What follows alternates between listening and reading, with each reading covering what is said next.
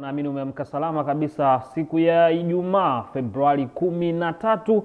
Naamini mambo yanakwenda vizuri katika kutamatisha na kuelekea kuimaliza kabisa wiki hii kwa siku za kazi ambazo zinajulikana Jumatatu mpaka Ijumaa. Basi karibu sana Jumaa hii ambayo imetulia kweli kweli kwa hapa jijini Dar es Salaam. Maeneo mengi ni tulivu. Hakuna rapsha za hapa na pale kusema kwamba labda kuna mvua, hapana. Watu wanafika makazini vizuri kabisa. Ni kahawa au chai ya Ijumaa hii Februari 13, niko hapa Innocent John kukuhakikishia kwamba tunakupa kile kilichokuwa bora kwa wewe mtazamaji wetu ambaye umekuwa kutufuatilia kuanzia Jumatatu mpaka leo inafika Ijumaa. Ninao magazeti mengi pia kwa asubuhi hii leo ambayo na uhakika ya kwamba ukiyasoma yatakupa afya ya ubongo na kupata taarifa mbalimbali ambazo zimeandikwa katika magazeti haya. Kubwa zaidi gazeti la Tumaini Letu. Mzee mwenye nyumba huyu leo Ijumaa yupo kwa ajili ya kukuhakikishia kwamba weekend yako unapoenda kutulia nyumbani basi unasoma gazeti lako la Tumaini Letu kwa shilingi 1000 tu za Kitanzania unapata nakala yako safi kabisa. Lakini pia ninalo gazeti la Kiongozi, gazeti la Nipashe pia limeshanifikia hapa. Lakini gazeti la Uhuru lipo mkononi mwangu, gazeti la Mwananchi, Mwanaspoti pia, Majira liko hapa pia, Wamachinga nao haliko mbali, lipo hapa hapa. Habari Leo lipo mkononi mwangu pia. Kwa hiyo ni wewe tu kutega sikio lako na kutazama namna ambavyo tutazipitia kwa uchache katika kurasa za mbele za magazeti haya, ni yapi ambayo wahariri wameweza kuyapa nafasi kwa ukubwa wake. Kwa hiyo nikukaribishe sana. Mimi moja kwa moja nikamate gazeti la Tumaini Letu na tuanze kuangazia habari kuu katika gazeti hili. Mhariri amepitisha habari gani? Anasema askofu awageukia viongozi, ataka wafanye kazi ya utume, waache majungu, uchonganishi. Ukurasa wa 4 wa gazeti hili la Tumaini Letu utakutana na taarifa hiyo. Inasema askofu awageukia viongozi, ataka wafanye kazi ya utume, waache majungu, uchonganishi. Utaipata katika ukurasa wa 4 wa gazeti hili. Habari nyingine katika ukurasa wa 2 inasema Wakristo Dar es Salaam wamkumbuka Padri Macha. Hapa inasema waamini Jimbo Kuu Katoliki la Dar es Salaam wamemkumbuka marehemu Padri Daniel Macha kwa kazi yake ya utume na imani yake kubwa katika kanisa na ... Katika ukurasa wa 2 utakutana na taarifa hiyo. Kardinali Rugambwa asisitiza uaminifu kwa watawa. Askofu mkuu wa Jimbo Kuu Katoliki la Tabora Mwadhama Protas Kardinali Rugambwa amewataka watawa kuendelea kubaki ... Katika ukurasa wa 5 taarifa hii utakutana nayo. Vijana wapewa mbinu kujiajiri. Imeelezwa kwa ili kijana aweze kujitambua ni lazima kwanza atambue nafasi ya Mungu katika maisha yake. Ukurasa wa 3 wa gazeti hili la Tumaini Letu. Katika ukurasa wa 20 inasema karibu Jumatano ya Majivu 2026. Wamekuandikia hivyo, karibu Jumatano ya Majivu 2026. Wakristo wakumbushwa kuishi kiadilifu. Ukurasa wa 4 taarifa hii utakutana nayo. Habari picha katika gazeti la Tumaini Letu inasema askofu msaidizi Jimbo Kuu Katoliki la Dar es Salaam Mwasha Muheneli Mchamungu akikabidhi funguo za kanisa paroko mpya wa parokia Mtakatifu Peter wa Kashia Ngoba Mwisho Padri Festo Liheta baada ya kumsimika kuwa paroko katika adhimisho la misa takatifu ya Dominika iliyofanyika parokiani hapo. Habari picha utakutana nayo ni hiyo. Hapo ni kwa uchache tu katika ukurasa wa mbele wa gazeti hili la Tumaini Letu ambalo kila Ijumaa linakuwa sokoni kwa shilingi 1000 tu za Kitanzania. Katika upande wa habari za michezo na burudani naliweka kando kwanza. Ndugu yangu yupo kwa ajili ya kuja kutupitisha katika ukurasa huo wa nyuma. Gazeti la Kiongozi, gazeti la kanisa pia hili linasema habari kuu ni haki kutenda wema kiini, ujumbe wa Kwaresma 2026. Haki kutenda wema kiini, ujumbe wa Kwaresma 2026. Ubinafsi uchoyo vyatajwa zao la kutotenda wema, ukurasa wa 4. Taarifa hii kwa kina utakutana nayo. Umaskini mila potofu vyatajwa kuwakwamisha haki za kijinsia, ukurasa wa 3 wa gazeti hili utakutana nao. Lakini habari picha ikimonyesha askofu wa jimbo Katoliki Kayanga Mwasham Almachus Rweyongeza akiwaongoza mahujaji kusali rozari katika kituo cha hija Lulidi Bugene kilichopo parokia ya Mtakatifu Petro Kraveri Bugene jimboni humo. Habari picha hiyo. Hawana mambo mengi katika ukurasa wa mbele, wameandika tu hizo habari ambazo unaweza kukutana nazo katika ukurasa wa ndani kabisa. Kuanzia ukurasa wa 3 tunapata taarifa, wa 4 na kuendelea. Gazeti la Kiongozi, gazeti la Wananchi nalo lipo hapa, unaweza kujipatia nakala yako ukalisoma. Nigeukie magazeti mengine ambayo kwa asubuhi hii leo yamenifikia. Nikitazama gazeti la Nipashe Mwanga wa Jamii, wameandika nini? Lissu versus Shahidi amuuliza maswali 29 ya uhalali wake, ukurasa wa 2 na wa 4 utakutana na taarifa hiyo. Samia apendekezwa kinara afya mama na mtoto AU, ndivyo ambavyo inasomeka katika ukurasa wa 19. Vifo saratani vya waziri mkuu atoa agizo, ukurasa wa 3. Agizo gani hilo? Soma gazeti la Nipashe uweze kufahamu.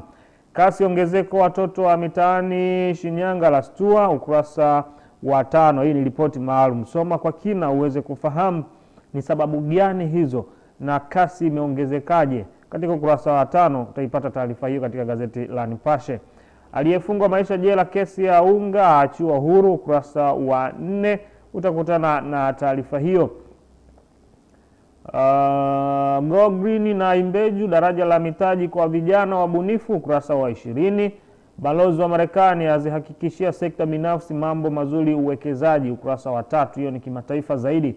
Gazeti la Nipashe limejipambanua hivyo kwa asubuhi hii leo Februari 13 ya Furaha Day. Nikiachana gazeti la Nipashe, tugeukie gazeti la Uhuru. Uhuru wao wameandika nini? Ukurasa wa mbele, Uhuru vijijini, wanasema Rais Samia kung'ara AU, kukabidhiwa kijiti cha kinara wa masuala ya afya ya mama na mtoto. Uteuzi huo unaakisi dhamira ya Tanzania katika kuimarisha huduma za afya, ustawi wa familia na maendeleo ya rasilimali watu barani Afrika, ukurasa wa 2. Upepo waezua nyumba zaidi ya 280 wilayani Rufiji, ukurasa wa 3. Taarifa hiyo utakutana nayo. Siku 100 za Rais Dr. Mwinyi ni maendeleo ya wajibikaji. Mbeto wawakilisha wananchi wazungumzia makubwa yaliyofanyika, ukurasa wa 2. Pia taarifa hiyo utakutana nayo. Wabunge wapigwa somo la kutetea muungano. Waziri mkuu astukia misamaha ya kodi, katika ukurasa wa 4. Taarifa hiyo utakutana nayo. Wabunge wapigwa somo la kutetea muungano, ukurasa wa 3. Taarifa hiyo utakutana nayo. Miradi ya shilingi bilioni 758 kuzinduliwa Tanga, ukurasa wa 4. Taarifa hiyo utakutana nayo, safi kabisa. Lakini habari picha katika gazeti hili la Uhuru vijijini nasema Rais Dr. Samia Suluhu Hassan akikagua gwaride alipowasili uwanja wa ndege wa kimataifa wa Bole jijini Addis Ababa nchini Ethiopia jana, atakakoshiriki mkutano wa 39 wa kawaida wa wakuu wa nchi na serikali wa Umoja wa Afrika AU. Ndivyo ambavyo gazeti la Uhuru vijijini limeweza kuandika katika ukurasa wake wa mbele. Na achana hili gazeti la Uhuru vijijini, gazeti la Mwananchi wao wameandika nini?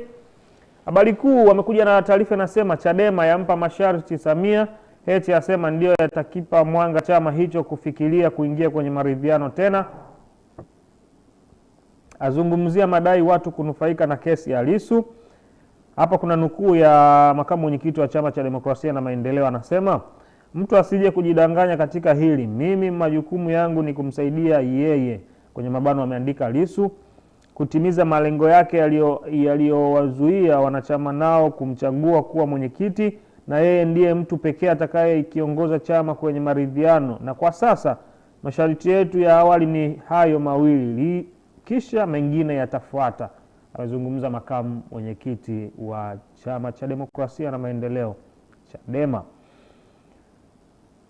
Habari nyingine ni kauli ya Lissu ya kutopewa chakula ya liza wafuasi kortini. Ukumbi wa mahakama kuu masjala ndogo ya Dar es Salaam jana uligubikwa na vilio, ukurasa wa 5. Makosa yanayofanywa na wafungaji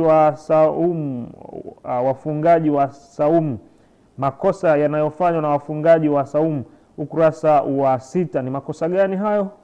Pita katika gazeti la Mwananchi uweze kuyafahamu. Samia kinara wa Afrika, habari ukurasa wa 2. Imbeju Go Green ya CRDB kukuza uchumi shirikishi, ukurasa wa 2. Safari imeisha salama, alama zimebaki. Safari imeisha, alama zimebaki, ukurasa wa 5. Ni kwa namna gani? Pata nakala yako. Habari picha ikimuonyesha makamu mwenyekiti yuko hapa wa Chama cha Demokrasia na Maendeleo Heche, lakini pia kuna Tundu mwenyekiti wa Chama cha Demokrasia na Maendeleo, picha yake iko hapo. Lakini Rais Samia Suluhu Hassan akikagua gwaride la heshima mara baada ya kuwasili katika uwanja wa ndege wa kimataifa wa Bole jijini Addis Ababa, Ethiopia jana kwa ajili ya kushiriki mkutano wa 39 wa wakuu wa nchi za serikali wa Umoja wa Afrika AU. Iko hapo. Ndivyo ambavyo limeweza kuandika gazeti hili la Mwananchi kwa asubuhi hii leo Februari 13. Na achana nalo nigeukie gazeti la Majira. Wao wanasema nini? Samia kuwa kinara wa afya ya mama na mtoto Afrika, jina lake la pendekezwa, anatarajia kupitishwa rasmi na mkutano wa wakuu wa nchi na serikali ya EU atua Ethiopia kushiriki mkutano huo. Ukurasa wa 4 taarifa hiyo utakutana nayo. Wakuu wa idara vitengo wahimizwa bidii kazini. Nemki yafunga kiwanda Dar es Salaam kwa uchafuzi wa mazingira, ukurasa wa 2. Kimbunga chaua takribani watu 31 Madagascar, ukurasa wa 19. Kimataifa zaidi, wabunge na wajibu wa kuenzi kuimarisha muungano, ukurasa wa 11. Makamu wa pili wa rais Zanzibar atoa ushauri. Makamu wa pili wa rais wa Zanzibar Hemed Suleiman Abdullah amesema ni jambo muhimu kwa viongozi wa taasisi za serikali ya mapinduzi Zanzibar zinazojitegemea kupatiwa mafunzo yatakayowajengea uelewa mpana katika utekelezaji wa majukumu yao, ukurasa wa 4. Chalamila akuno na bima ya afya kwa wote. Rais Dr. Samia Suluhu Hassan ameendelea kuwa balozi imara katika masuala ya afya nchini kwa kuanzisha na kuhamasisha utekelezaji wa mpango wa bima ya afya kwa wote, ukurasa wa 2. Taarifa hii utakutana nayo. Mwiguru ataka ushirikiano mapambano ya saratani, ukurasa wa 4. Habari picha inaonyesha Rais wa Jamhuri wa Muungano wa Tanzania Dr. Samia Suluhu Hassan akishiriki wimbo wa taifa baada ya kuwasili na kupokelewa na waziri wa kazi na ukuzaji wa ujuzi Ethiopia Mulfehet Kamil Ahmed mara baada ya kuwasili katika uwanja wa ndege wa kimataifa wa Bole jijini Addis Ababa, Ethiopia jana kushiriki mkutano wa 39 wa kawaida wa wakuu wa nchi na serikali wa Umoja wa Afrika AU. Ndivyo ambavyo gazeti la Majira, gazeti huru la kila siku, limeandika kwa asubuhi hii leo. Nikiweka kando nigeukie gazeti la Habari Leo ambalo ndilo nitakamilisha nalo kwa asubuhi hii leo katika magazeti ambayo yamenifikia kwa asubuhi hii leo. Habari Leo habari kuu wanasema Tanzania kuimarisha diplomasia mkutano wa EU. Samia abeba mambo matatu Addis Ababa, kutangazwa kinara ya EU afya ya mama na mtoto. Ndivyo ambavyo linasomeka gazeti hili. Na Nauka agiza vijana wasaidiwe kukopa bilioni 200, ukurasa wa 4. Tanzania AU kushirikiana thamani ya madini, ukurasa wa 2. SMZ yasema amani utulivu chachu ajira 350 ndani. Limeandika katika ukurasa wake wa 3 gazeti hili la Habari Leo. Kitila asifu CRDB kukopesha vijana milioni 500 za miradi. Ndivyo ambavyo linasomeka katika ukurasa wake wa mbele. Chalamila wapa wiki 2 wa kandarasi mwendo kasi, ukurasa wa 8. Serikali ya charuka misamaha ya kodi, ukurasa wa 7. Mwiguru msiendekeze sangoma pimeni afya.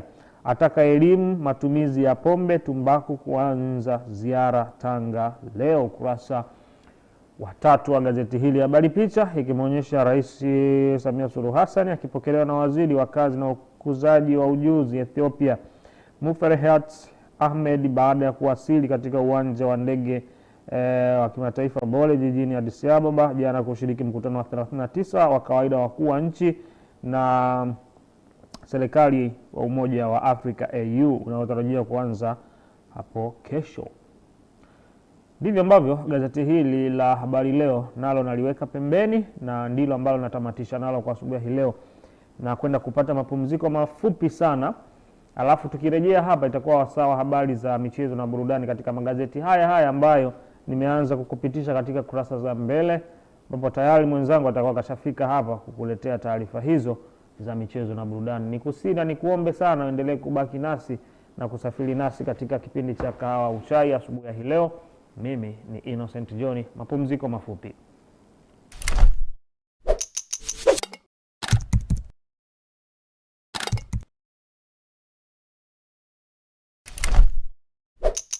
Azam TV, burudani kama zote. Kwenye Azam 1 mambo hayapoi, tamthilia Juana, Mrs. Garcia, Grey's Anatomy, The Punisher na weekend movies za kibabe. Azam 2 nako ni moto, Six of Us, The Price na Ottoman hazikamatiki. Katika sinema zetu tupo na BSS msimu wa 16, hapa hakuna kipaji kitaachwa. Kombolela, familia Mzee Kikala, vuta ni kuvute azishi, bila kusahau Noma Choma anazidi kumvuruga mumewe. Azam Sports, michuano pendwa ya ligi ya nyumbani, NBC Premier League, mapambano ni makali, ligi ya mabingwa barani Afrika na kombe la shirikisho barani Afrika imerudi tena kwa kishindo. Yote haya unayashuhudia kupitia Azam TV. Lipia shilingi 28,000 usipitwe na uhondo huu.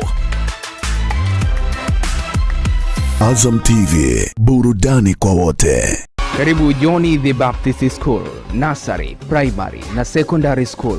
Shule inawatangazia nafasi za masomo kwa kidato cha kwanza hadi cha 6 kwa mwaka 2026. Shule iko Boko Basi Haya jijini Dar es Salaam. Shule ya Johnny Baptist ina michepuo ya science, biashara na arts, yani sanaa. Shule ina nafasi za masomo kwa nursery, darasa la kwanza hadi darasa la 6 kwa mwaka 2026. Maktaba na maabara ya kisasa vinapatikana shuleni Johnny the Baptist. Johnny the Baptist inapokea wanafunzi wa nursery kuanzia miaka 4. Pia ina nafasi za bweni. Malezi ya uhakika yapo kwa ajili ya mtoto. Shule ni ya bweni kwa wasichana kidato cha kwanza hadi kidato cha 6. Katika mitihani ya Tahosa kidato cha 6, shule ilishika nafasi ya kwanza na kushika nafasi ya 4 mitihani ya Tahosa kidato cha 3 mwaka 2025. Johnny the Baptist School pia inapokea nafasi za kuhamia kidato cha 2, cha 3 na cha 5. Shule inafanya vizuri kitaaluma na matokeo mazuri. Kidato cha 6 wanafunzi wote wamepata daraja la kwanza na la pili, yani division 1 and 2. Kidato cha 5 shule ina michepuo ya science, biashara na sanaa, yani arts. Form za kujiunga zinapatikana Msimbazi Center maduka yote, na shuleni John the Baptist iliyoko Boko Basi Haya. Kwa mawasiliano zaidi piga simu namba 0620790001 au 0754022900. Nyote mnakaribishwa. Ni msimu wa sherehe na unajiuliza wapi utapata ukumbi kwa sifa na kile unachostahili kwa gharama nafuu? Basi usihangaike. Maranta Hall iliyopo Msimbazi Center jijini Dar es Salaam ndio jibu lako. Ni ukumbi wa kisasa wenye usalama mkubwa, mandhari ya kuvutia na nafasi kubwa ya maegesho ya magari ya wageni wote. Ukiwa na shughuli, yani send off, harusi, kipaimara, komunio na mikutano, hakika Maranta Hall ni zaidi na zaidi. Pia Msimbazi Center inakukaribisha katika huduma ya hostel zenye mazingira tulivu unayoyahitaji kufanikisha shughuli zako. Kwa maelezo zaidi piga simu nambari 0658132354 na 0757964554 au www.msimbazicenter.or.tz. Maranta Hall, kwa nafsi yako.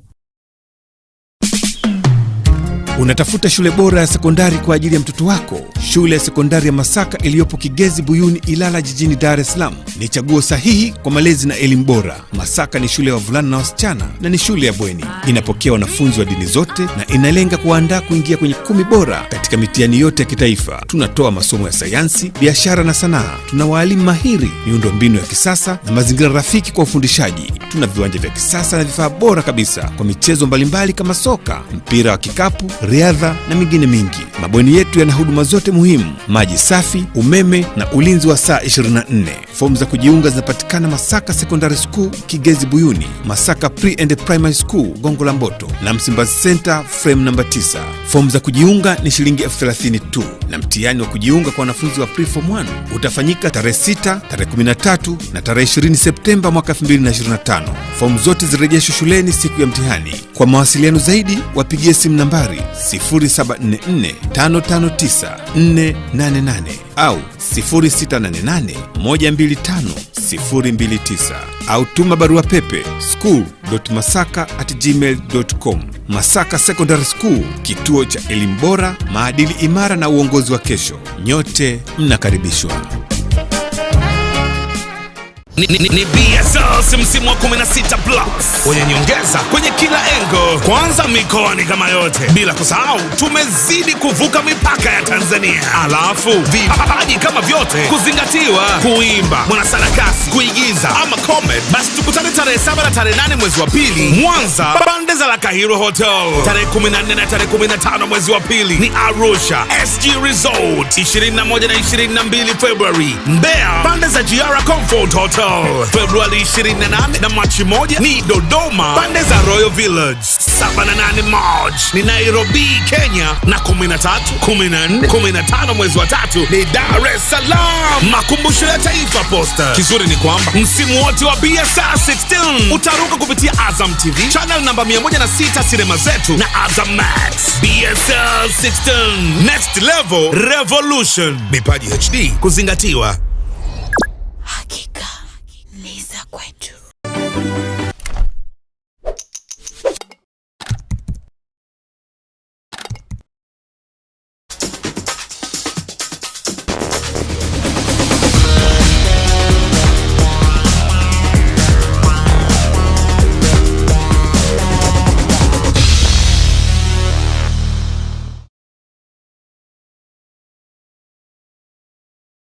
Yes, karibu tena mtazamaji wa Tumaini Television na mtazamaji wa Kahawa au Chai.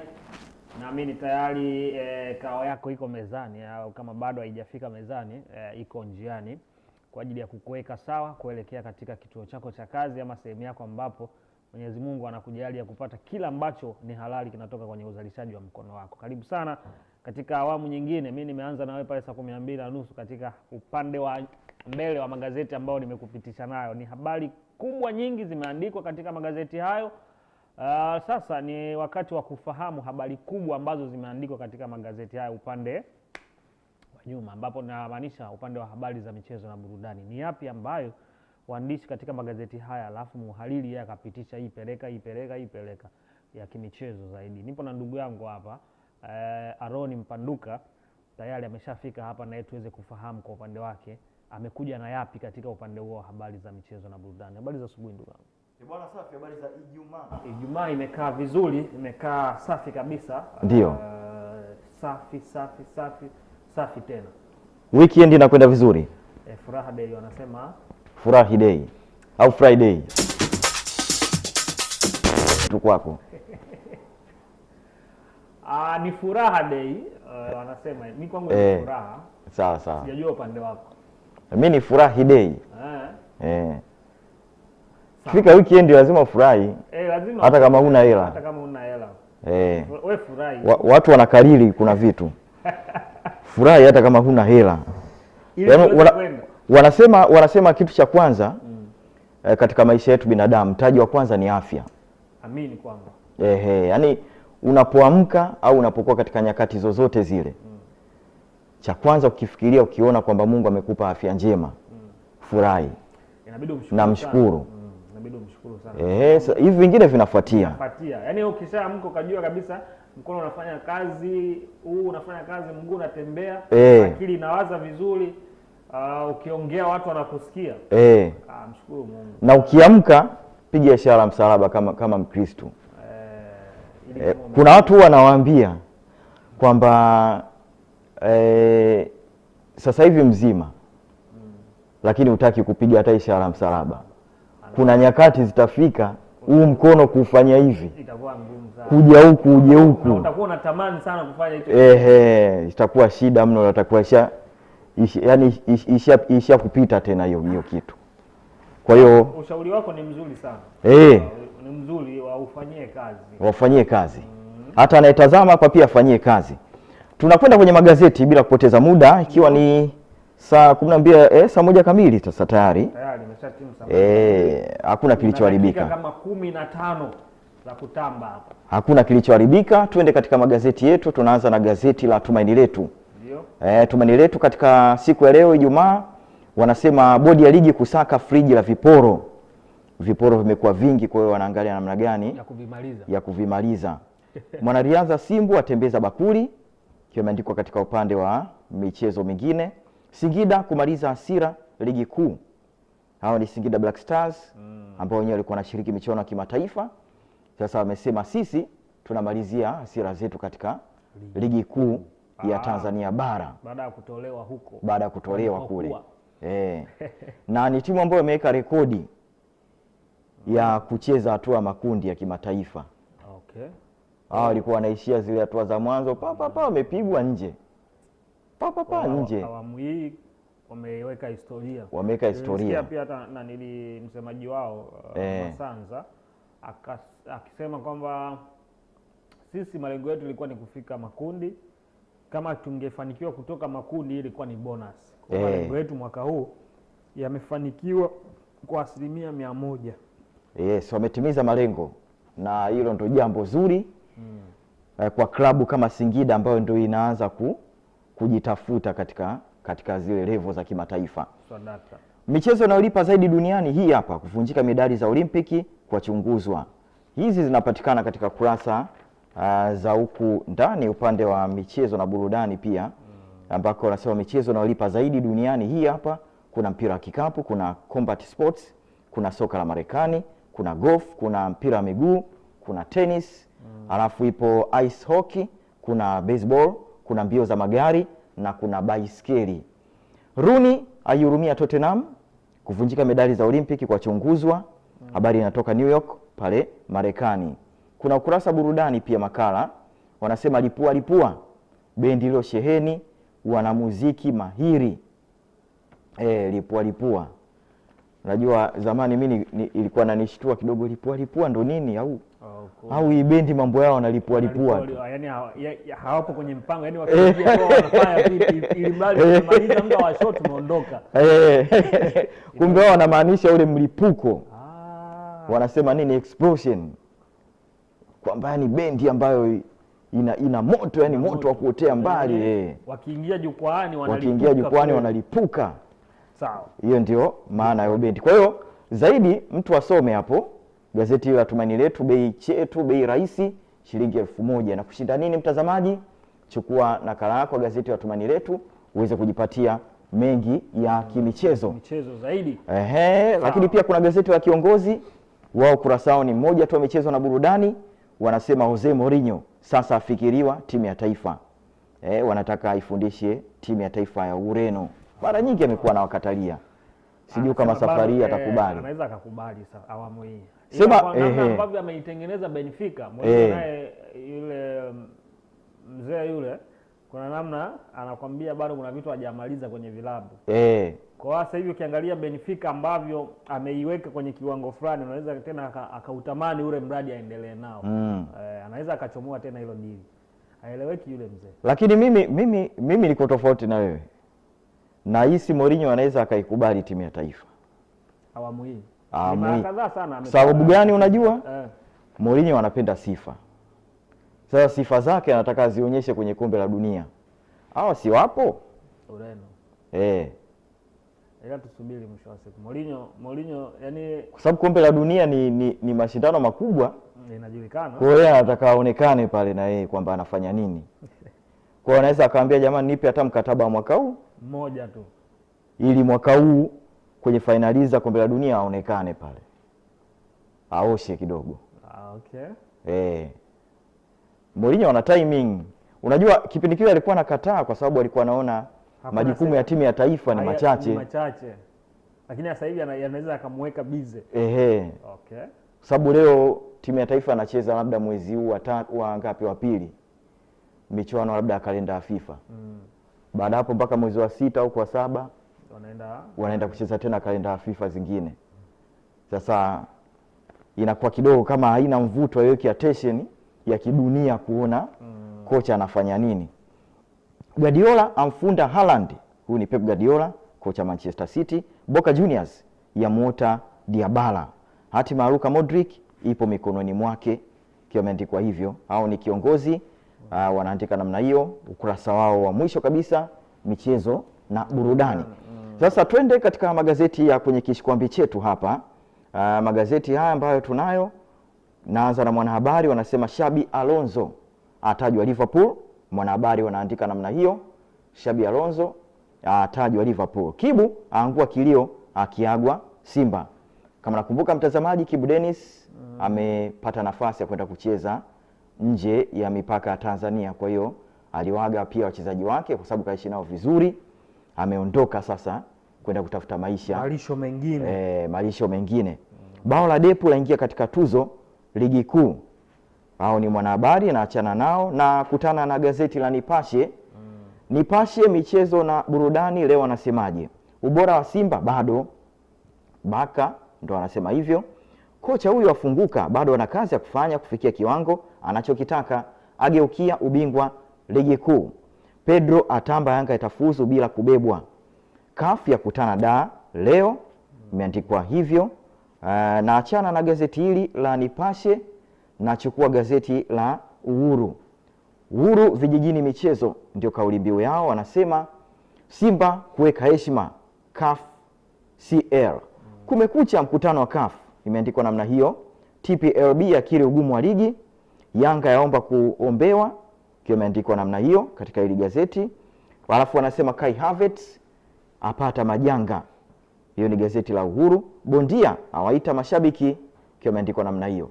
Na kuna kautepe kekundu kameandikwa kesho Simba itacheza na Stade Malien katika uwanja Benjamin Mkapa kuanzia saa 1 usiku.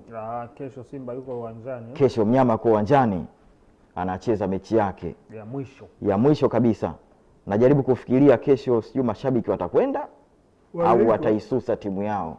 Wameambiwa wasisuse, waende wakatie nguvu.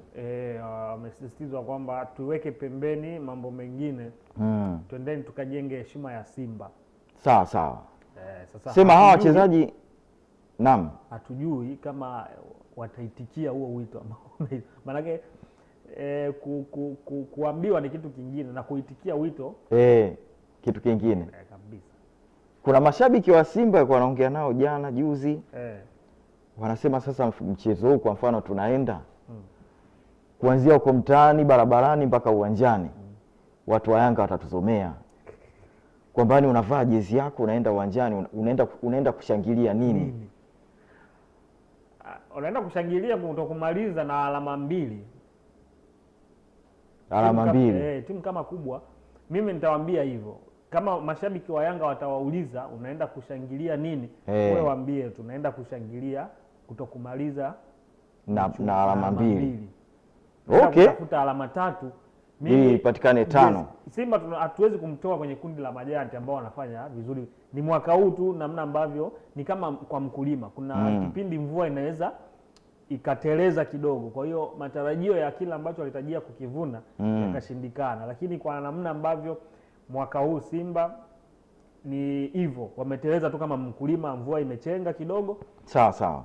Mambo yamekuwa hivyo. Lakini kwa hiyo kauli ambao wanasema kwamba wakituuliza mashabiki wa Yanga tunaenda kushangilia nini, ni kwenda kutetea heshima ya Simba na alama 2. Sawa kabisa. Naachana na gazeti la Uhuru, naangalia gazeti lingine la Mwanaspoti. Leo wanasemaje Ijumaa? Wanasema Yanga mtegoni, imeandikwa hivyo. GSM akoleza mzuka Zenji, rekodi za Waarabu za shtua. Pedro awatuliza mashabiki. Mo Dewji ashtua wengi. Leo Ijumaa pia kuna ratiba imewekwa hapa. JKT Tanzania dhidi ya Coast Union saa 10 kamili jioni, Isa Muyo pale. Beka asuka mipango mipya, aipiga mkwara Malien, nyota apewa jezi nzito. Wadada wapindua meza Bongo Flava. Hao ni gazeti la Mwanaspoti wanatuandikia hivyo katika Ijumaa ya leo. Na kuna habari picha inaonyesha Beka kocha wa Simba, lakini pia inaonyesha wachezaji wa Yanga wakiwa wameshikana pamoja hapo, kama vile mfano wa Solidarity Forever kiwa inaonekana hapo. Na achana na gazeti la Mwanaspoti, naangalia Majira. Wanasema mkutano mkuu CAF kufanyika nchini leo.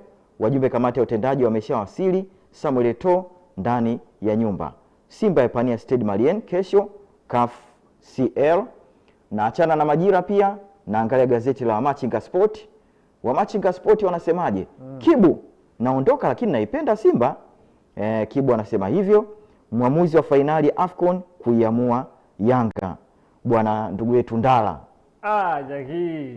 Ndala alozingua kwenye fainali ile. Jagi. Ya Senegal na Morocco. Morocco. Anakuja Walipaswa wapumzishwe hawa kwanza. Walipaswa wapumzishwe kwanza. Lakini Ndala ni mwamuzi mzuri. Ilikuwaje? Sema sasa akikumbwa na makando fulani ndio inakuwa shida.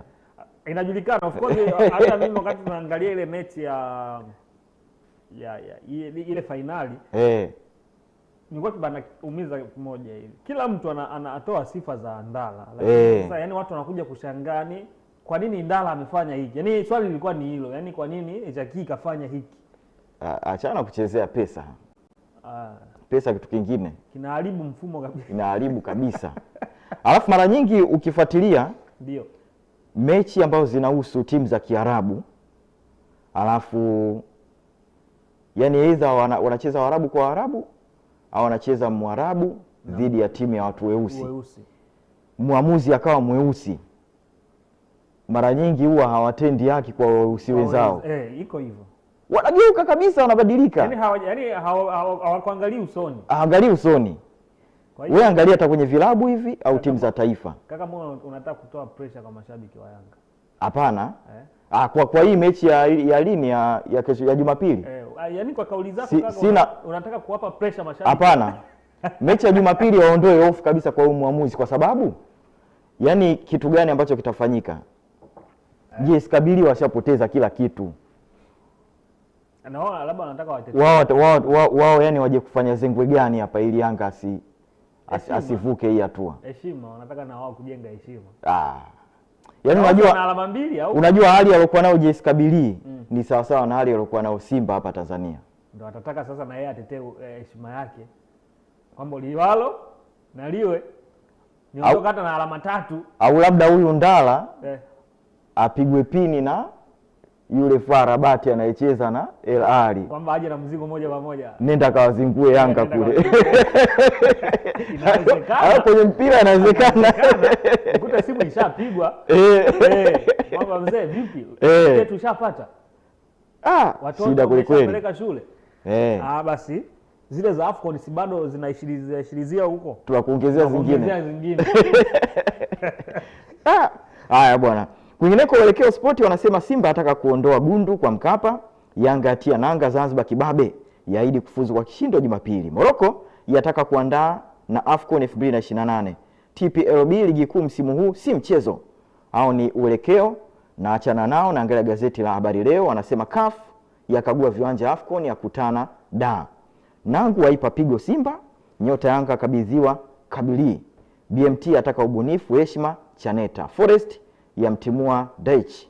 Kimeandikwa hivyo katika gazeti hili la Habari Leo michezo na burudani. Sasa Habari Leo linanifungia kurasa zangu za michezo kwa upande wa magazeti katika siku hii ya leo. Sasa mengineyo mbali na hayo ni Tanzania leo hii tuna ugeni mkubwa wa kimichezo. Sawa kabisa. CAF, shirikisho la soka barani Afrika, wajumbe wake wote wenye mpira wao wako hapa Tanzania kwenye hoteli ya Hyatt Regency. Leo asubuhi kuanzia majira ya saa 3 atakuwa na mkutano pale wa kamati tendaji utafanyika pale. Na atajadiliwa pale. Mpaka saa 7 mchana hivi atakuwa shughuli yao imekwisha. Na miongoni mwa mambo mazito ambayo watajadili ni zile zabuni ambazo mataifa mbalimbali wameomba kwa ajili ya AFCON 2028. Uamuzi utatoka hapa Tanzania. Leo. Tutajua nani ana host AFCON 2028. Kilichotushangaza wengi hivi Mpanduka, ngoja baada ya 2028 ndio tutakuwa tunasubiri baada ya miaka 4. Sababu hii inafanyika ni kama mchakato wa mpito sasa kwa 2028 kwa AFCON. Kinachoshangaza wengi, Morocco katoka kuandaa AFCON 2025 Disemba mpaka Januari hivyo malizika hapa juzi. Lakini Morocco tena ni mmoja kati ya wale wazabuni ambao wanataka tena 28 kuhost AFCON 2028. Unajua kuhost ile michuano pia kuna gharama, lakini watu wanajiuliza, je, hao wamekumbwa na gharama katika mara mwisho hapa au wamepata faida? Itakuwa wamepata faida. Unajua kisha tandikwa kuna namna wameingiza. Kuna namna wameingiza. Yaani hiyo iko wazi. Kwa hiyo wamenogewa. Kwa sababu kama ingekuwa ni hivyo, maana yale ni mashindano makubwa, yakikupiga hasara ya kitaifa, itabidi upumzike kwanza, uangalie namna ya kulikava tunasema. Wewe ukakurupukia tena ndani ya miaka miwili tu unahitaji. Kabisa. Kwa mfano nani hawa taifa hili la Afrika liloandaa juzi Ivory Coast? Nasikia wanajuta kuandaa mashindano. Ndio maana hata hawapo kwenye hii michakato sasa hivi. Kwenye mchakato hawapo, wametulia kimya, wanajipanga kwanza. Wanajipanga. Iko hivyo. Yaani kwa sababu yani ni jambo ambalo yani linaitandika taifa zima. Kwa lazima muangalie tena namna ya kupumua na kupumzika na kuangalia nguvu nyingine. Kwa sababu ukiangalia hawa Morocco wanakuja kunanili World Cup. Wanakuja wanaitaka World Cup pia waihost. Wana host 2030 kama sikosei. Na hata wanawafanya sasa hivi wanataka kuionyesha dunia kwamba sisi tunaweza. Ushawishi. Host World Cup. Yes, nafikiri ni huo ushawishi wanazidi. Unajua mambo walofanya AFCON 2025 yalikuwa ni makubwa. Ndio maana Tanzania sisi wametuweka kwenye shida kubwa ya kufikiria tutafanyaje. Tunaweza kuwa kama wao. Tutafika hiyo ngazi? Of course ni daraja kubwa sana ambalo mfano mtazamaji anayetazama kama alikuwa anafuatilia AFCON 2025. Yule Mosepe, rais wa CAF. Kila mechi alikuwa anaonekana. Yupo. Na mechi zile zilikuwa zinapishana takriban labda saa moja. Alafu tena zilikuwa miji tofauti. Yaani kwa mfano Dar es Salaam tu Arusha. Nyingine Mwanza. Lakini Mosepe anaonekana. Kwa nini? Kwa sababu aliandaa ndege maalum kwa ajili ya rais wa CAF. Ashiriki mechi zote. Atazame. Kwa sasa hivi saa ngapi? Saa moja hii. Mechi inaisha saa 2. Mosepe anatakiwa aingie kwenye ndege haraka akashuhudie mechi ya saa 4 Zanzibar. Ilikuwa inawezekana. Walikuwa wamejipanga. Sasa Tanzania sisi nao tunajifikiria, ama Afrika Mashariki kwa ujumla. Kwa sababu chukulia mfano mechi inachezwa Dar es Salaam, nyingine inayofuata inachezwa Nairobi. Kampala. Mosepe atakiwa aende kule, akakae jukwani atazame. Tunahitaji kujiandaa. Tujiandae kweli kweli. Sio masiala. Kwa hiyo kuna mifano ametuonyesha ili tuifuate na sisi. Kuna mechi zile za Ulaya sasa leo bwana Ijumaa, Friday Night Football inaitwa. Hispania kule La Liga kuna Elche dhidi ya Osasuna, lakini pia Bundesliga Ujerumani kuna Borussia Dortmund dhidi ya Mainz 05. Italia kuna mechi moja kati ya Pisa dhidi ya AC Milan ama Associazione di Milano. Mechi itapigwa leo hii. Ligue 1 Ufaransa, ligi kuu ya huko, Rennes dhidi ya Paris Saint-Germain, alafu AS Monaco anamwalika Nantes. Mechi mbili zitachezwa. Kuna FA Cup round ya 4 pale Uingereza, Hull City dhidi ya Chelsea. Wanacheza bwana leo hii usiku majira saa 4:45. Lakini muda huo pia inaanza mechi nyingine kati ya Wrexham dhidi ya Ipswich Town. Hizo mechi zitapigwa katika usiku wa leo. Alafu kuna Copa Libertadores kule ukanda wa Amerika kule, ambako Universidad Católica dhidi ya Juventud de las Piedras. Na hii imeshachezwa ambako majira ya alfajiri. Piedras ameshinda kwa penalti 4-3 dhidi ya timu ya Katolika. Kwa hiyo mechi imekwisha namna hiyo. Katolika unaweza ukasema kama Catholic kwa wenzetu kule, lugha zao ambazo wanazitumia katika timu zao. Kama ile Corinthians ya Brazil ni wa Corinto. Wa Corinto wale. Wa Brazil sijui kwa nini majina yao wanaweka ya kibaibo hivi. Ya Biblia. Sijui kwa sababu gani. Eredivisie kule nako pia itaendelea leo, ambako FC Volendam dhidi ya PSV Eindhoven watacheza katika siku ya leo. Kwa hiyo leo mechi ni za kutosha, nzuri kabisa. Zinachezwa. Mbona unaangalia saa, muda unakwenda? Nataka nikukimbize. Ngoja niweke. Nataka kunivuta shati huko. Ngoja nimalize hii hapa. Walau basi tuiangalia ya haya mechi za kesho. Walau Espanyol pale La Liga Hispania anakipiga na Celta Vigo kesho. Getafe dhidi ya Villarreal kesho hiyo pia inachezwa. Sevilla dhidi ya Deportivo Alaves. Real Madrid anamwalika Real Sociedad. Lakini bila kusahau Mpanduka, tuibe kama dakika moja hapa. Sawa. Barcelona kakutana na kitu kizito sana. Kapigwa goli 4. Chuma 4. Na Atletico Madrid, kitu ambacho kimewashangaza wengi. Atletico sio timu ya kuchezea, lakini kuna namna inaamka ile. Kwa sababu yule anamsumbua Real Madrid. Wale wakubwa wote anaua anawasumbua. Sana. Jana sasa ilikuwa maajabu. Barcelona kama kasimama. Yote kwa yote Mpanduka. Ndio. Mimi nitakuacha na swali moja. Tukiwa tunaondoka hapa katika upande huu habari za michezo na burudani. Ndio. Tupishe usalama barabarani. Julio hataivusha Mashujaa. Umenikumbusha kitu tena, ametangazwa kuwa kocha mpya wa Mashujaa FC. Julio mimi naamini ataivusha kwa sababu Julio ni mbali na ufundi wa uwanjani. Julio ni mahiri katika hamasa. Anaweza kumjaza jeuri ya kujiamini mchezaji. Kwamba wewe innocent, wewe unachezea Mashujaa, Mashujaa kwani na Yanga tofauti yake nini? Si majina. Ndio majina. Wewe na Pacome mna tofauti gani? Yeye ana macho matatu? Hapana, ana macho mawili. Ana miguu minne? Hapana, ana miwili. Pacome anakupitaje wewe ukiwa kama beki?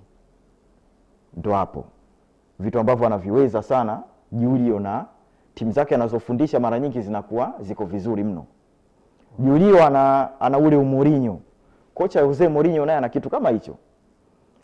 Anamjaza jeuri ya kujiamini mchezaji, ajione kwamba yeye ndo top katika dunia ya mpira. Asante sana.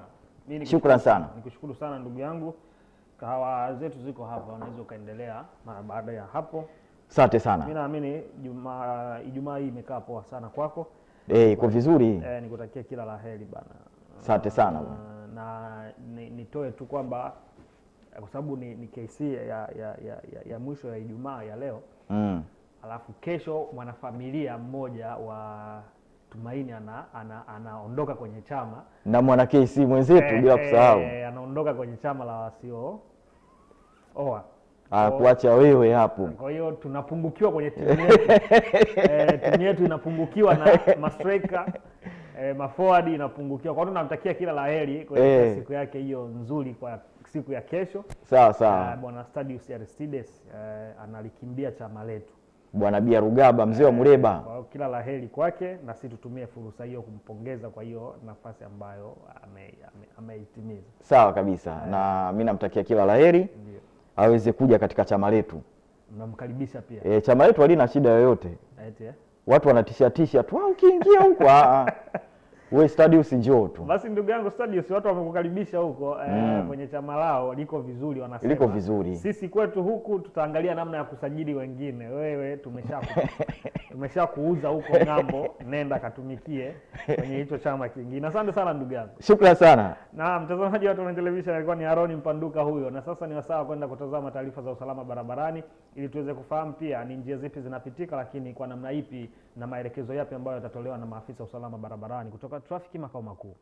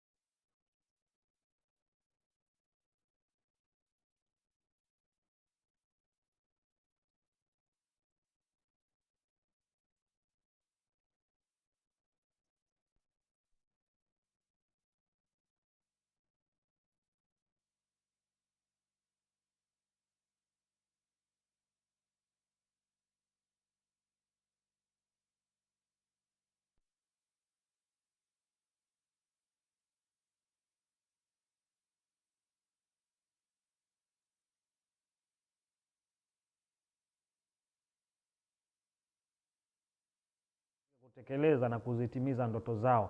Wewe ukiwa na nafasi, ukiona mwanafunzi amesimama barabarani na anahitaji msaada wa kuvuka, basi usimpite tu, msaidie kuvuka ili aweze kwenda ama nyumbani ama shuleni ili akatimize malengo yake. Ukifanya hivyo utakuwa umesaidia sana kizazi kinachokuja. Asante sana. Mimi naweka nukta hapo, ninaenda kupata kidogo kikombe cha kahawa kuweka vizuri mazingira, ili tukirejea hapa itakuwa ni KC Habari katika mkusanyiko wa taarifa mbalimbali ambazo tuko nazo kwa asubuhi hii leo. Nikusihi na nikuombe sana uendelee kubaki nasi hapa hapa Tumaini Television.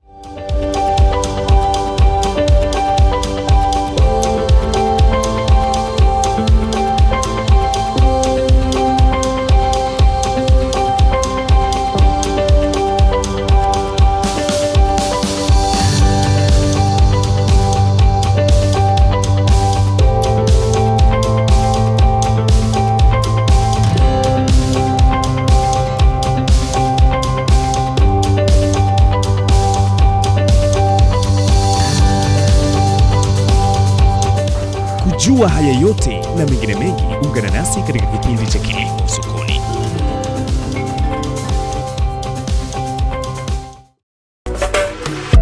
Nyumba bora hujengwa na mwanamke, lakini pia mwanamke huyu ni pambo la nyumba, na panapo haribika kitu kwenye familia, mwanamke huwa wa kwanza kukulaumiwa. Tukutane hapa kujadili kwa kina. Karibu kwenye Nyota ya Mwanamke. Nyota ya Mwanamke, Jumapili saa 8:30 mchana na marudio Jumanne saa 3 kamili usiku, hapa Tumaini Television.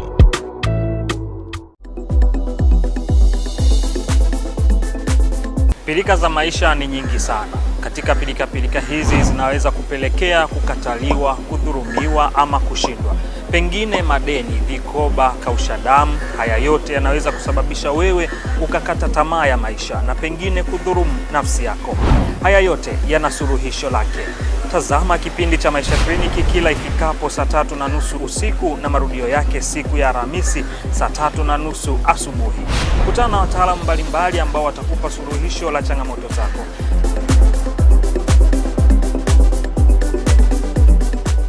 Karibu maishani. Inuka, simama imara tena, endelea na safari.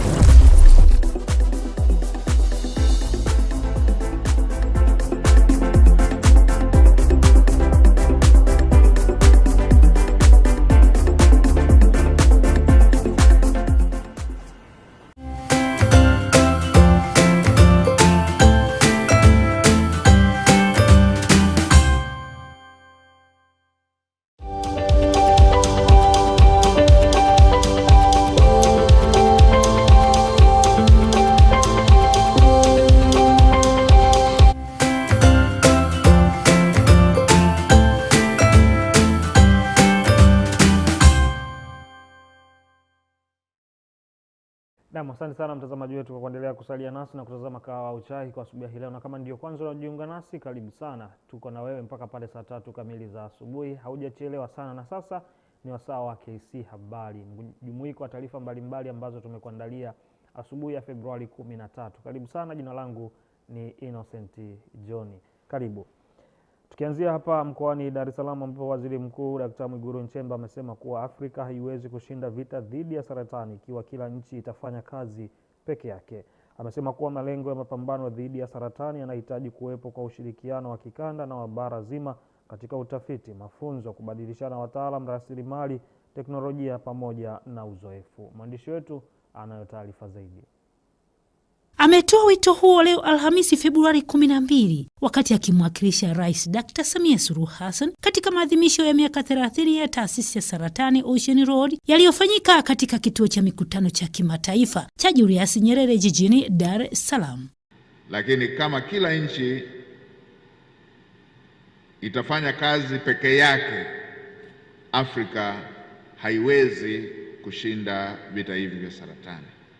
Hivyo basi, ili kufikia malengo, tunahitaji ushirikiano wa kikanda na wa bara zima katika utafiti, mafunzo, kubadilishana wataalamu na kubadilishana rasilimali, teknolojia pamoja na uzoefu. Waziri Mkuu Mwigulu amesema kuwa kupitia simulizi za machapisho ya kitafiti na science ambazo wataalamu wa taasisi ya saratani Ocean Road na Tanzania kwa ujumla wamefanya, yamekuwa na mchango mkubwa ndani na nje ya nchi, kisera, kiutendaji katika mapambano dhidi ya saratani. Serikali kwa kutambua athari za ugonjwa wa saratani kwa ustawi wa nguvu kazi ya Watanzania imeendelea kuchukua hatua mbalimbali. Hatua hizo ni pamoja na kuweka mifumo ya kisera, kutekeleza mipango na mikakati muhimu dhidi ya ugonjwa wa saratani. Kwa upande wake, Waziri wa Afya Mohamed Mchengerwa amesema kuwa serikali inatambua kuwa afya si huduma pekee, bali afya ni haki, heshima na ni ndoto za familia, kwani mapambano dhidi ya saratani ni ajenda ya taifa. Taifa linalotanguliza afya ya watu wake hujenga nguvu ya uchumi na hadhi yake. Sisa Salvina Makonde, Tumaini Habari. Na mara hii sasa tuelekee huko mkoani Geita ambapo serikali wilayani Geita imeanza kuchukua hatua madhubuti kukabiliana na wimbi jipya la wizi wa mifugo lililoanza kujitokeza katika baadhi ya kata za wilaya hiyo, hali inayokwamisha wafugaji kiuchumi na kuhatarisha ustawi wa sekta ya mifugo katika eneo hilo. Joeli Maduka ametuandalia taarifa zaidi. Kauli hiyo imetolewa na mkuu wa wilaya ya Geita Ashim Komba wakati akizungumza katika baraza la madiwani wa robo ya pili ya mwaka wa fedha kuanzia Oktoba hadi Desemba. Amesema tayari mikakati madhubuti imewekwa kudhibiti hali hiyo na kuhakikisha wahusika wanachukuliwa hatua kali za kisheria. Nafahamu kwa ukanda huu unapozungumza sekta ya mifugo unazungumza benki za wananchi. Wananchi wetu wengi wanaweka fedha kwenye mifugo. Kwa hiyo kama ambavyo watu wengine wamechukua fedha zao na kuzitunza kwenye taasisi za kifedha, ndivyo ambavyo wananchi wengi wa Geita wanaojishughulisha na shughuli za ufugaji wanachukua fedha zao na wanatunza kwa mfumo wa kufuga wanyama wao. Anapokuwa na changamoto yake anakwenda anauza mnyama wake, anapeleka watoto shule pamoja na kufanya shughuli nyingine za kimaendeleo. Hatuko tayari kuona kwamba wanajitokeza watu wachache katika maeneo yetu ambao wanataka kuchochea na kuendekeza wizi wa mifugo na kuwarudisha nyuma wananchi. Tutasimama kidete kuhakikisha jambo hili linafika mwisho mara moja. Wakati huo hoja ya ubovu wa miundombinu ya barabara imechukua nafasi kubwa katika mjadala huu ambapo madiwani mbalimbali wameelezea changamoto zinazoendelea kujitokeza kutokana na hali mbaya ya barabara katika kata zao. Mwenyekiti, yako maeneo mengi kenda wengi, changamoto ya barabara ni kubwa sana. Tunatamani hata viwanja vyetu vipande thamani ya barabara. Tunatamani vyetu vikue kwa sababu ya nini? Ya barabara. Mwenyekiti, hata uwekaji wa taa za barabara, Mheshimiwa Rais alitoa maelekezo alipokuwa anaomba kura. Alisema anahitaji wananchi wafanye biashara. Anahitaji vijana wafanye biashara, lakini tunahitaji yale maeneo ambayo hakuna taa za barabarani ziwekwe. Kagongola Nyankoko Center inatumiwa sana na magari makubwa ambayo hayastahili kuingia kwenye barabara kama hiyo. na limepelekea sasa kuvunja makarabati yote kutoka pale Nyakahongola mpaka Bumanji. Ukiingia hata mpaka sasa ukaanza kuhesabu makarabati ambao yani yamevunjika yote, ni mengi mno. Sasa nilikuwa nataka kujua kujiuliza kwamba ni taratibu ambao unatumiwa kuhusu haya magari makubwa kupita kwenye barabara ambazo najaribu kuangalia kwenye tamasha hili, sioni kama kuna mtihani. Yaani tutakuwa tunaahidi fedha kila siku na kila mwaka unapangua ile barabara, unaweka moram, miezi miwili barabara inaharibika. Bila mitaro hatuwezi tukawa tumeweka solution ya barabara hili. Sasa akijibu hoja hizo, mstahiki meya wa halmashauri ya manispaa ya Geita Leonard Bugomora ametoa ufafanuzi kuhusu bajeti iliyotengwa kwa ajili ya ukarabati wa barabara katika maeneo mbalimbali ya manispaa hiyo. Ndio maana kwanza sio maswali, ni changamoto. Maswali utayakuta kwenye hili baraza la pili. Hizi ni changamoto kwamba kuna fedha imeingia hapa, lakini utekelezaji wa hii barabara hauishi. Naona tu karabati ziko pale zimetupwa, huyu mkandarasi yuko wapi? Ili tupate nini? Majibu kwamba kuna 1, 2, 3. Uhalisia wa maswali, hakuna mtu anayekataa kwamba changamoto za barabara manispaa ya Geita ni kubwa, na ndio maana tunajitahidi kwa bajeti yetu iliyopo. Bajeti hii ni ndogo sana, ni ndogo mno, na ni ndogo kwa sababu hakuna barabara ambayo tutajenga ndani ya hizo kata saba usiweke mitaro. Baraza hilo limeazimia kuendelea kushirikiana kwa ukaribu na vyombo vya ulinzi na usalama pamoja na wadau wa maendeleo ili kuhakikisha changamoto za wizi wa mifugo na ubovu wa miundombinu ya barabara zinapatiwa ufumbuzi wa kudumu, huku wananchi wakihimizwa kushiriki kikamilifu katika ulinzi wa maeneo yao na kutoa taarifa kwa wakati ili kulinda mali na kuharakisha maendeleo ya wilaya hiyo. Tuelekee mkoani Njombe ambapo mkuu wa wilaya wa Nging'ombe mkoa wa Njombe Zakaria Mwansasu ameagiza kila mwananchi kwenye nyumba yake kuhakikisha amepanda mti ili kutunza mazingira ya wilaya hiyo. Taarifa zaidi na Prosper Mfugali kutoka mkoani Njombe. DC Mwansasu ametoa maelekezo hayo mara baada ya zoezi la upandaji wa miti ya matunda na vivuli wilaya yaliyofanyika pembezoni mwa barabara kuelekea makao makuu ya halmashauri hiyo ya Wanging'ombe. Ninawaomba sana katika mwezi huu Februari na kuendelea Machi, kila mmoja katika nyumba yake, katika shamba lake hakikishe kwamba ana mti wa tunda, ana miti ya mbao, ana miti ya kupendezesha mazingira. Miti hii tukisha ipanda, basi wasiwepo wanyama kama mbuzi kwa ajili ya kuharibu. Kasimir David ni mkuu wa kitengo cha maliasili na uhifadhi wa mazingira wa halmashauri ya Wanging'ombe, ambaye amesema katika zoezi hilo la kuunga mkono jitihada za Mheshimiwa Rais kunusuru nchi na hali ya jangwa wamefanikiwa kupanda miti zaidi ya 2000. Ikiwa ni kuungana na jitihada za Mheshimiwa Rais kwa ajili ya kunusuru nchi yetu na hali ya jangwa, lakini pia kupunguza madhara yanayotokana na mabadiliko ya tabia nchi. Katika maadhimisho haya ya siku ya leo tumepanda miti zaidi ya 2000 kwa ajili ya kivuli, lakini pia kwa ajili ya mapambo ili kuboresha mazingira ya mji wetu wa Igwachanya, lakini pia katika jitihada za uhifadhi mazingira katika maeneo yale ambapo miti ya kupandwa kustawi imekuwa ni changamoto. Kwa upande wake Abdul Njokava, askari mwandamizi wa jeshi la uhifadhi la wakala wa huduma za misitu Tanzania TFS wilaya ya Wanging'ombe, ametoa wito kwa kila mwananchi kuhakikisha anatunza miti iliyopandwa katika eneo lake. Tumepanda miti ya kivuli na miti ya mazingira ili kuboresha maeneo yetu na pia kurudisha hali ya hewa katika maeneo yetu. Kama inavyojulikana kwamba miti ni muhimu katika swala zima la mazingira. Kwa mfano inarudisha utaratibu, inarudisha hewa ukaa, yani kuna issue ya udhalifu wa mazingira ambao ulikuwa unafanyika. Kwa hiyo tumepanda ili kurudisha ile hali ya uboreshaji wa mazingira katika maeneo yetu. Hili zoezi ni endelevu na lijaanza leo. Jamii imetakiwa kuendelea kuhifadhi uoto wa asili kufuatia ongezeko la mabadiliko ya tabia ya nchi, ikiwemo kubadilika kwa kalenda za mvua na ongezeko la joto duniani. Prosper Mfugale, Tumaini TV Habari, Njombe. Serikali mkoani Mara imewaagiza wakuu wa wilaya 6 za mkoa huo kuchukua hatua kali za kisheria dhidi ya watu watakaobainika kuharibu miundombinu ya umeme katika vitongoji 371 utakaogharimu zaidi ya shilingi bilioni 38. Taarifa zaidi na mwandishi wetu. Akizungumza wakati wa mapokezi ya mkandarasi wa utekelezaji wa umeme katika vitongoji 371, mkuu wa mkoa wa Mara Kanali Evans Mtambi ametoa agizo hilo.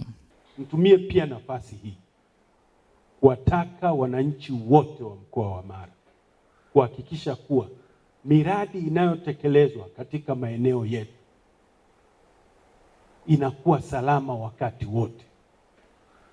Miradi hii inatumia fedha nyingi, fedha ambazo zinapowekezwa hapo, serikali inakuwa imejua kwamba tumepunguza hapa, tutaendelea eneo jingine.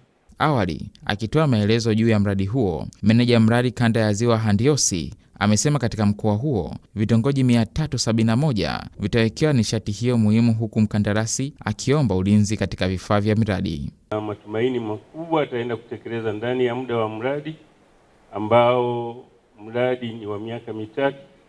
Mkataba wetu ulisainiwa rasmi tarehe 17 mwezi wa kwanza mwaka 2026. Lakini baada ya kusainiwa unakuwa effective baada ya siku 14. Kwa tarehe 31 mwezi Januari mkandarasi tumeanza kumhesabia miaka yake 3. Hapa tunapeleka umeme kwenye vitongoji 371 katika wilaya 6 katika mkoa huu wa Mara, ambazo wilaya zake ni Musoma, tuna Bunda, tuna Butiama, Serengeti, Tarime pamoja na Rorya.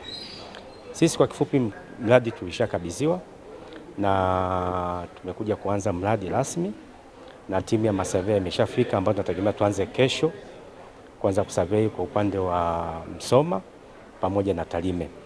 Utekelezaji wa upelekaji wa nishati ya umeme katika vitongoji 371 katika mkoa wa Mara utakwenda kuchechua uchumi katika maeneo hayo na kuwezesha wakazi kupata umeme wa uhakika. Wananchi wilaya ya Siha mkoani Kilimanjaro wameishukuru bodi ya maji Lawete Fuka kwa kuhakikisha upatikanaji wa huduma ya maji safi na salama katika maeneo yao, hali iliyosaidia kuondoa changamoto ya upungufu wa maji kama ilivyo katika baadhi ya maeneo. Taarifa ya Rehema Abraham inafafanua zaidi.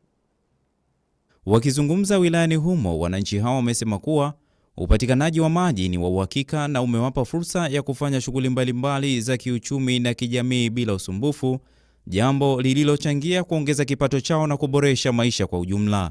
Muda wote tunapata maji. Kwa hilo tunashukuru Mungu, muda wote masaa 24 tunapata maji. Hasa akiwa mtu msimamizi anahitaji maji, anafuata funguo, tunamfungulia na kinga maji tunafunga.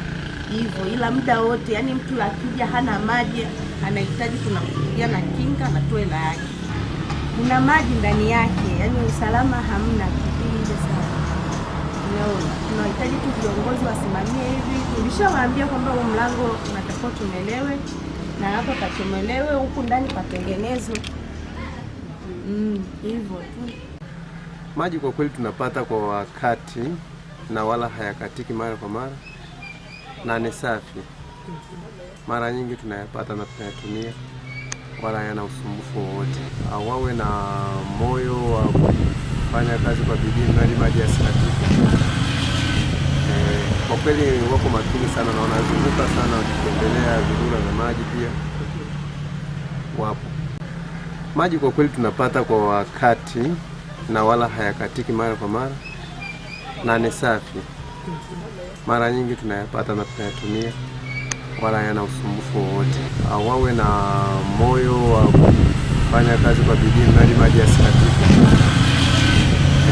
Kwa kweli wako makini sana na wanazunguka sana wakitembelea vidura vya maji pia.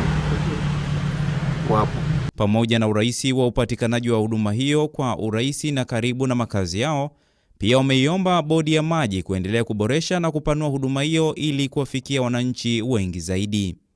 Meneja wa bodi ya maji Lawete Fuka, Alihuruma Masawe, amesema kuwa bodi hiyo ya maji na vyanzo 4 vinavyotoka katika msitu wa mlima Kilimanjaro ambayo huzalisha maji lita 30 kwa sekunde moja.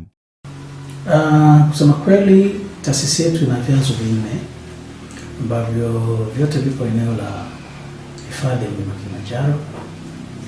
Tunazalisha maji takribani lita 30 kwa sekunde ambayo yanatumika kwa wananchi. Sasa hivyo tunapata maji kwa wastani wa saa 23 kwa siku kwa kila siku. Tofauti na pale inapokuwa inatokea changamoto ya hapa na pale ambayo kwa namna moja au nyingine inatulazimu pengine maji kukatika, lakini maji yanapatikana kwa masaa takriban kwa wastani wa masaa 23. Bodi hiyo iliundwa mwaka 2013 kwa lengo la kutoa huduma ya maji kwa vijiji 11 na wananchi wapatao 42, ambapo kwa sasa huduma hiyo wanaitoa kwa vijiji 29 katika wilaya ya Siha. Asante sana Rehema Abraham kwa kutuandalia taarifa hiyo. Tuelekea huko visiwani Zanzibar. Mamlaka ya viwanja vya ndege Zanzibar imekanusha madai ya kuibwa kwa mizigo ya abiria ndani ya viwanja hivyo. Taarifa zaidi na mwandishi wetu. Hayo yameelezwa na mkurugenzi mkuu wa mamlaka ya viwanja vya ndege Zanzibar, Seif Abdalla Juma, ambapo amefafanua madai ya uzushi yaliyochapishwa na baadhi ya vyombo vya habari. Aidha, Seif Abdalla ameainisha hatua walizozichukua baada ya kupokea malalamiko hayo na kueleza yaliyogundulika katika kamati iliyoundwa. Tuliwataka wenzetu wa Ground Hailing Company kufanya uchunguzi wa kadhia hii, lakini sisi kwa upande wetu kama mamlaka ya viwanja vya ndege Zanzibar na wasimamizi wa shughuli za uwanja wa ndege tukasema tuunde kamati maalum. Kamati imegundua kuna mizigo zaidi ya 100 aidha imeharibika au imefunguliwa kabla ya kuwasili Zanzibar kwa sababu tofauti ambazo nyingine pengine tunazifikiria lakini nyingine hatuzijui. Mkurugenzi huyo ametumia fursa ya mkutano huo kuwatoa hofu wafanyabiashara na wasafiri wanaoingia Zanzibar kwa kubainisha hatua walizozichukua katika kuhakikisha wanalinda na kuitunza mizigo ya wateja. Hakuna uthibitisho tuliopata hadi sasa uliothibitisha kwamba kuna mzigo wowote aidha umefunguliwa au umeibiwa katika uwanja wa ndege wa Abeid Amani Karume. Kwa yale madai ambayo yamesemwa, yamesambazwa ni uvumi, upotoshaji, na kwa kweli umeathiri sana image yetu kama nchi, lakini image ya uwanja wa ndege wa Abeid Amani Karume. Hata hivyo, Seif ameviasa vyombo mbalimbali vya habari kuchapisha taarifa ambazo zimethibitishwa na sio kwenda kinyume na maadili ya kazi zao, kwani kufanya hivyo kunaweza kuathiri uchumi wa taifa kwa ujumla. Shirika la maendeleo la Umoja wa Mataifa UNDP kwa kushirikiana na mashirika ya kiraia ya huko Gaza limeanza kuondoa marundo ya taka yaliyokusanywa katika eneo la soko la Filas katika mji wa jiji la Gaza, ambalo ni eneo kubwa zaidi la kukusanya taka katika ukanda huo tangu kuzuka kwa vita. Wakazi wanatumai hatua hiyo itasaidia kupunguza hatari zinazoongezeka za kiafya na kimazingira. Mwandishi wetu ametuandalia simulizi ifuatayo. Takribani tani 370,000 za taka zilizokusanywa katika eneo hilo kwa miaka miwili ya vita na kugeuza eneo hilo kuwa eneo lenye uchafuzi mkubwa kutokana na kuporomoka kwa huduma za msingi. Pia ni pamoja na ukusanyaji wa taka na mifumo ya maji taka kuharibika. Siku hii ina maana kubwa katika raia wa Palestina anaishi katika ukanda wa Gaza. Anaelewa kikamilifu umuhimu wa kuondoa taka hii ambayo kwa kipindi kilichopita imesababisha magonjwa mengi ya mlipuko. Ukanda unakabiliwa na mgogoro mbaya wa mazingira kutokana na uharibifu wa miundombinu na kuvurugika kwa huduma za usafi wa umma na kusababisha kuenea kwa nzi, mbu na panya na hata wadudu wa kuua magonjwa, wakati ambapo mamlaka husika zinakabiliwa na uhaba mkubwa wa vifaa bora vya kudhibiti wadudu na lazima zitegemee njia mbadala zenye athari ndogo. Dampo hili linahatarisha. Kwanza, harufu ya mbu zinazoongezeka, na mbu waliopotea hutufanya tujisikie hatujatulia kwa sababu ya kubweka mara kwa mara. Zaidi ya hayo, Harufu ya takataka haivumiliki. Mandhari bila majibu au maswali. Kwa upande wake Hemedi Hajaji, mkazi mwingine anaishi karibu na dampo la taka, anaelezea jinsi ambavyo maisha ya kuishi karibu na rundo la takataka kuwa ni magumu na siyofaa. Maisha ni magumu. Mandhari hii haifai kwa maisha tunayoishi. Na ni mandhari isiyo ya kistaarabu kwa wanadamu. Tunakabiliwa na magonjwa mengi na kuna wadudu wanaoathiri watoto. Kila hatari ya kiafya tunayopata ni kwa sababu tu ya dampo hili. Tunatumai taka zitaondolewa na kwamba Gaza itarudi kama ilivyokuwa hapo awali. Kulingana na kituo cha habari cha Palestina, kabla ya vita, Gaza ilizalisha takribani tani 2,000 za taka ngumu kila siku. Taarifa hiyo ni kwa mujibu wa takwimu kabla ya vita kutoka kwa mamlaka ya ubora wa maji na mazingira. Taka za kikaboni zimechangia 65% ya jumla, ikifuatiwa na plastiki, yani 16.1%, karatasi 8.1%, metali 3%, na vifaa vingine ikiwa ni pamoja na mchanga, uchafu wa ujenzi na taka za kilimo. Mkoani Mwanza, wakazi wa wilaya ya Misungwi mkoani humo wamepatiwa huduma bure za uchunguzi na matibabu ya afya ya kinywa na meno kupitia huduma mkoba zinazotolewa kwa ushirikiano wa serikali na wadau wa sekta ya afya. Mberi Makubi na taarifa zaidi kutoka wilayani Misungwi mkoani Mwanza. Baadhi ya wananchi wamesema huduma hizo zimewapunguzia gharama na muda wa kusafiri kufuata matibabu katika hospitali ya rufaa ya mkoa wa Mwanza Seketure ama katika hospitali ya wilaya ya Misungwi. Hii huduma tulikuwa tukisumbuka sana kuitafuta hadi mpaka uende Seketure, kama sio Misungwi uende Bugando. Changamoto utakuta labda huna nauli ya kuweza kukufikisha kule. Ndio maana tumeweza kuifurahia hii huduma. Nitolewa meno yangu mawili ambayo pia alikuwa ananisumbua kwa muda mrefu. Hivyo basi nilikuwa nikisata nauli ya kwenda Seketure wakati naambiwa niende Seketure kwa sababu alikuwa anakutolewa mara moja majino mawili aliyokuwa amepangana. Na hivi pia ndio maana unaona umati wa watu wamerundikana pale kwa sababu ya shida. Watu walikuwa wapati huduma hizi. Tulikuwa tunaenda Misungwi kwa gharama 10,000 kwenda na kurudi. Hali ilikuwa ni mbaya, tulikuwa hatupati huduma yoyote hii ya kinywa na meno. Tulikuwa tunaifuata kwenye hospitali mbali huko kama Misungwi hivi. Sasa tulikuwa tunatumia gharama kubwa kupata huduma kama hii. Hii ni huduma ambayo ni safi, tusiwe na imani ya kuwa tumerogwa. Kambi ya utoaji wa huduma hizo imeanza Februari 9 hadi Februari 13 mwaka huu na imezinduliwa na kaimu mkurugenzi wa halmashauri ya wilaya ya Misungwi, Christopher Legonda. Nawasihi wananchi wa maeneo haya na vijiji jirani mjitokeze kwa wingi kupata huduma hii.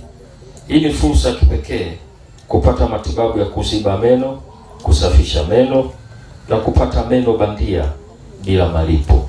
Ndugu zangu watu wa Matale, hii huduma tunayoipata itakuwa endelevu kwa sababu tayari serikali imeliona hili na imeona umuhimu wa Watanzania hasa watu wa Misungwi kupata huduma hizi. Mbali na uchunguzi na matibabu, huduma hizo zinahusisha utoaji wa elimu ya afya ya kinywa na meno pamoja na kuwajengea uwezo wataalamu wa afya ya kinywa na meno wa mkoa wa Mwanza. Tunategemea haitatokea muujiza kwamba mara moja watu watabadili, lakini taratibu kadiri mnavyoyachukulia hayo mliofundishwa na kuyaweka katika matendo, kupiga mswaki, uraji wa vyakula vya sukari ambao unakinga meno yasitoboke, mtakuja kushtuka baada ya miaka mingi watu wana afya njema ya afya kinywa na meno. Watu wengine wanaweza kuwa wanaamini kwamba kutibu magonjwa ya meno, kwa mfano meno ya juu, kutibu jino la juu ni tatizo.